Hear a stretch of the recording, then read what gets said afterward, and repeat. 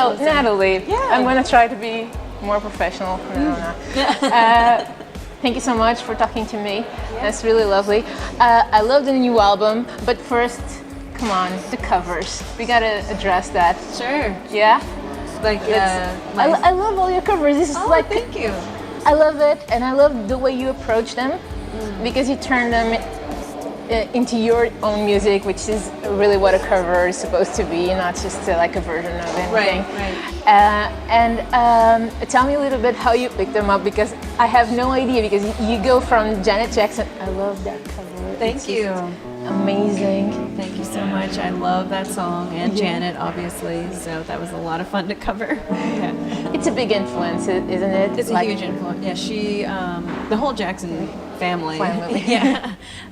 They were, that's the music I grew up with, so yeah. They were, Janet's album, that was released in '98. That was like the sweet spot for me with that song on it. So growing up, that was just like her sound, her voice, everything. Yeah, soaked it up like a sponge. That's lovely. Yeah. Not the boobs part. Not that part, but yeah, everything else. But that would be fun too. Yeah. Maybe one day. You know, who knows? Anytime, any place. Definitely. But then you go to Simon and Garfunkel, you go to Grimes. It's pretty much like whatever you want, really. Kind of. Yeah, I mean, it's basically what song I think is good, and if I think I can pull it off, in some way. Grimes was actually a huge challenge, because that song is only 2 chords, and just playing that with a band, drums, piano, guitar, bass, and turning it into kind of a more jazz tinged sound it took us a while to figure that one out. Yeah, and the orchestration of it. Yeah. I think that's the part where you make it your own. Yeah, definitely. Production is everything. Yeah. yeah. It's really good. I really like that EP. Also, you gave a new approach to singles of yours, and you kind of strip them from were they like your original composition? More close to, I think so. The naked. Well, not really. No? My baby don't understand me. I wrote that on piano. Started that on piano, and then I finished it with my friend who goes by Among Savages. But we that was a piano song, and then it turned into this guitar kind of rock song, in the end. But we took it from kind of the bare bones piano to the album version, which is like this huge orchestrated piece, basically. And then when it was time for me to tour on it, I can't afford an orchestra, or I couldn't even really afford bringing a keyboard at that time. And so it was just 2 guitars, bass, and drums, so we had to morph it. Yeah. So that was basically the third version of that song. Yeah. Mm-hmm. But that's pretty cool when you can kind of take your own music and rearrange it multiple times as you wish. I think so. I think if it's a decent song, I think you can kind of change it into anything that you need to.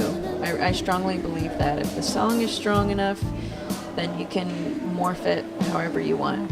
Yeah. You also have a cover of Slayer. Oh yeah. That's true. Can you please just do a cover of 9 Inch Nails?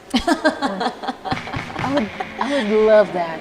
All right. Because I love you, and I love Trent Reznor as God. Yes. So that would be just mind blowing. All right, I'll give it a thought. Yeah. We'll see about that. I like Trent. He lived in Philly for a while, so Philadelphia. Yeah. That's very close to Richmond, Virginia. Yeah. Where she's from, obviously. Exactly. Yeah. Do you know him? No, I don't know him at all. But I think I've heard from many people that he's a very nice person. Yeah, I've heard too. He never gave me an interview. I hate him, but I love him. Impossible loves. But let's talk a bit about your new album. Sure. It's amazing. I loved it so much. And the first question I have is actually about the video of the single, the shortcore style. How did you not throw up during the video? Yeah, so on the music video, I'm on this vintage, they're banned in the United States. How do you call that? We call it either a merry-go-round or a carousel, but I think it's more of a merry-go-round. Yeah, but without like the horses and it's just like a metal round platform thing that just spins round and round. But they're banned in the States because so many kids were like, you know, hurting themselves on they're so dangerous. Like as soon as I got on it, I was like, oh, I see why these are banned. So I had to find if anybody has one, it's they're owned privately, but you know, by just a. So where did you tape it? We taped it in Virginia, and it was called Gum Springs, Virginia, on a winery. So it's perfect. You know, you get really drunk on wine, and then you go get on and then you hurt yourself. It's great.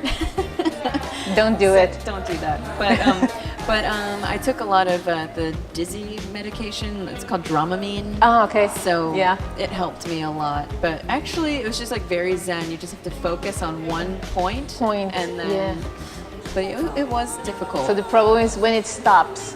When it stops, that's when. And then to get up and walk around. Yeah, it can get pretty. It's very dizzying. Yeah. So we're talking about the future and the past. Yeah. But we're in the present. So the album, I don't think anyone or any artist from this past 2 years could make an album that wouldn't be political or at least have a message that is strong in the society we're kind of living, which can be quite like takes a lot of our hope. So I think artists come in to kind of give it back to us, and I think for me that's what art is. So was it the album a little cathartic for you? Oh, most definitely. And I think what was really important for me, so I had a whole record ready to go to record in December of 2016, and then when the election happened in November, I called everybody. I said, nope, I'm not putting that record out. I would be so upset if I released something neutral that didn't talk about anything that's going on. And I think what was most cathartic for me is then almost every day I went to Matthew E. White's house. He lives a 10-minute walk from me. Matthew E. White is the producer. He was in your first band. Well, you have a long story, right? Yeah. We battled against one another in a battle of the bands when I was like 13, 14, and he was like 17, 18. And just from there, we've kind of kept in touch. But now we are like super close, and I just love him like a family member. But we just got together every single day and talked about what was going on, trying to make sense of it. And that was actually really helpful for me to kind of clear my head and like, these are the issues I want to talk about. So yeah. And then still today singing them, the meaning is still there. Getting worse. The world keeps getting worse instead of getting any better. And one song that I have to address that I think it's very important for me as a woman and for its sisters. Obviously.